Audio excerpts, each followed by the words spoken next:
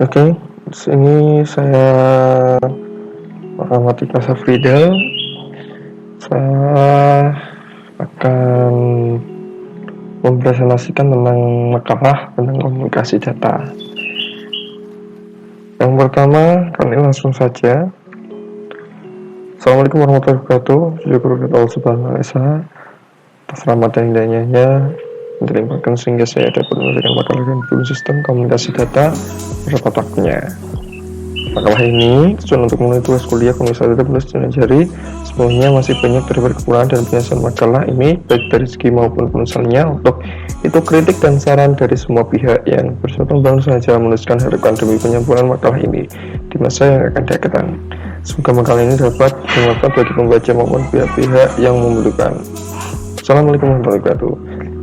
Latar belakang, pada mulanya sebuah komputer hanya berguna untuk individual, namun perkembangan teknologi digital telah memungkinkan sebuah komputer untuk berkomunikasi dengan komputer lain secara sederhana dengan menggunakan sebuah kabel dan berkomunikasi. Dua buah komputer atau lebih dapat menghubungkan dan saling bekerja sama. Jika dua buah komputer A dan B saling komputer A dapat mengakses disk drive dari komputer B, komputer A dapat mengirimkan komputer ke komputer B dan lain sebagainya. Komunikasi antara komputer memungkinkan bagi user untuk menerima data dari dan ke komputer lain.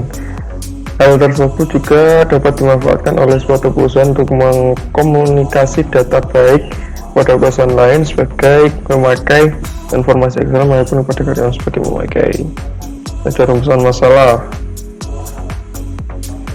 Tujuannya adalah untuk mengalami aplikasi komunikasi data, untuk mengetahui OSI Open System Interconnection, untuk mengetahui kode aman sistem komunikasi data, untuk mengetahui frame data, untuk mengetahui kecepatan transmisi. Oke, langsung. Berdasarkan uraian di atas, dalam melakukan komunikasi data dibutuhkan minimal 4 komponen, yaitu mengirim pesan sebagai sumber, pesan sebagai data informasi yang dikirimkan, penerima pesan sebagai tujuan, dan media yang digunakan untuk menyampaikan pesan tersebut. Gangguan dalam komunikasi biasanya timbul saat pesan dilakukan pada suatu media. Bisa terjadi karena sinyal kecil, kurang bisa dipahami, ada kesalahan coding, perbedaan kultur, hubungan di media, dan lain sebagainya, sehingga dapat digambarkan seperti blok diagram tersebut. Penerima demikian juga, saat penerima menerima pesan, maka yang dilakukan adalah memberi respon feedback. Sehingga komunikasi terjadi dua arah, yaitu antara pengirim dan penerima saling berkomunikasi. B. Aplikasi komunikasi. Komunikasi pada kenyataan tidak hanya dilakukan oleh perorangan, akan tapi terjadi juga antar lembaga sebagai komunikasi yang didefinisikan sebagai suatu sistem yang mendukung terjadinya proses tukar-menukar pesan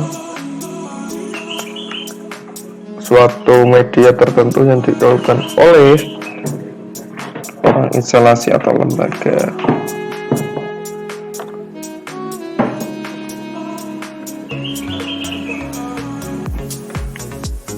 Alat komunikasi yang memfasilitasi penyampaian suatu pesan ini menjadi kebutuhan utama.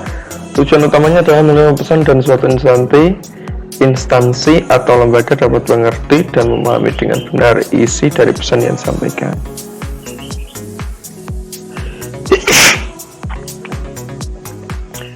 Pesan dikatakan data apabila berupa suatu fakta dari suatu kejadian. Data dapat berubah di gambar, karakter, video.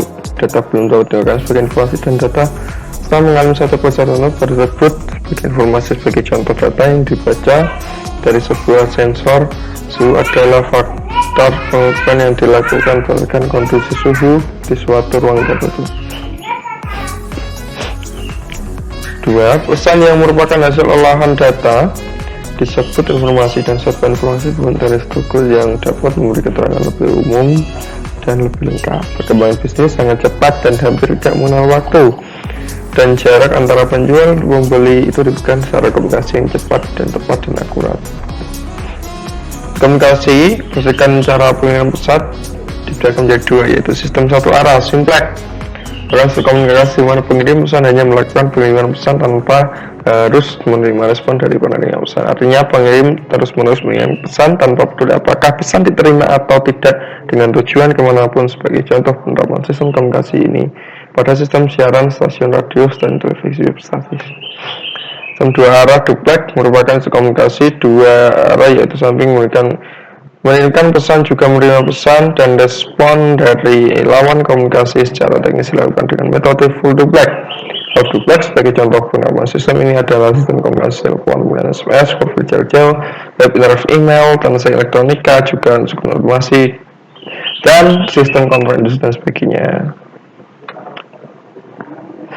Demikian juga perkembangan komunikasi data industri telah banyak dikembangkan oleh CAN, bus, smartwatch, field, bus, dan sebagainya. Yang semua itu merupakan komunikasi data digital digunakan untuk penggunaan informasi di industri dan pabrik.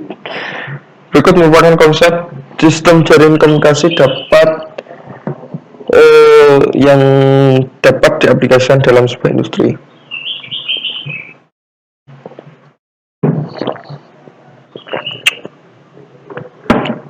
OSI, Open System Interconnection. Untuk dapat berkomunikasi melalui jaringan global, tidak pilihan lain harus mengikuti tata cara instan dunia. Komunikasi global dituangkan dalam sistem layar lapis. Setiap layar memiliki fungsi-fungsi masing-masing. Dasar layar komunikasi data yang bisa diaplikasikan masih sesuai dengan kondisi perkembangan sistem jaringan relasi. Saat ini terdapat berbagai macam merek di sistem komputer yang masing-masing mempunyai ciri khasnya sendiri, sehingga dapat keinginan untuk saling mengubah sistem komputer itu. Lanjut, keempat layar ini berfungsi membentuk sambungan antara dua sistem hendak berkomunikasi melalui jaringan dan mengalirkan luas pengalihan informasi. Melalui sambungan ini memberikan pelayanan yang andal dikatakan pada layar dan lebih tinggi. Dan tiga layar atas dikenal sebagai user atau orientasi layar aplikasi. Application oriented umumnya berkaitan dengan sambungan antar perangkat lunak dan pemberian akses untuk mendapatkan data yang lebih yang ada dalam jaringan. Orientasi layar aplikasi misalkan perhatian, penampilan, dan yang dapat mendukung pelayanan yang diperlukan untuk melakukan distribusi processing. Di kedua layar ini tergantung dari jaringan berbeda dengan misalnya layar 1, layar 2 sampai ke jaringan network. Protokol pada layar ini jelas layar yang lebih rendah karena fungsi-fungsinya langsung berkaitan dengan pengolahan data yang merupakan perangkat lunak. Perkembangan protokol merupakan kunci kemajuan dari sistem jaringan komputer secara global. Beberapa industri cukup besar di bidang waktu, sehingga banyak bermunculan protokol komunikasi data yang baru seperti CAN, bus, profil, bus, mode, bus yang diaplikasikan pada industri maupun kendaraan. Penjelasan setiap layar model OSI, physical layer, memberikan cara menyalurkan bit data media komunikasi. Data link layer menyalurkan data melalui saluran ke jaringan secara dan kesalahan. Network layer ini meneruskan dan melewati suatu kelompok jaringan. Layer ini menggantikan routing dan switch yang pesan yang tidak tergantung pada jaringan yang dilakukan. Transport layer berurusan dengan pemilihan jenis jaringan yang akan digunakan untuk komunikasi tertentu. Session layer mengatur bagaimana pelaksanaan pertukaran data yang dilakukan. Presentation layer bahwa pesan yang terima oleh semua dapat dimengerti oleh terminal tersebut. Application layer ini mengatur segala sesuatu yang berhubungan dengan pertukaran data atau informasi tanpa memakai.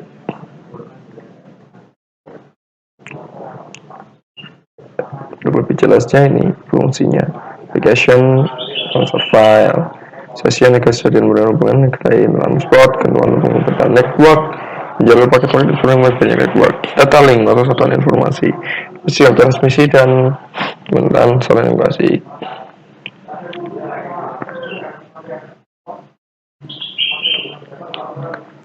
Kode yang juga data, ini polar, line coding. Jaringan non-zero dan 1-0 level tangan, yaitu untuk logika 0 memiliki level 0, untuk logika 1 memiliki non-zero. Polar line coding non-zero guna mengumpulkan kedua data, yaitu positif atau negatif. Non-zero 0 NRZ level sinyal mulai yang bersati dari bit, yaitu untuk lagikan 0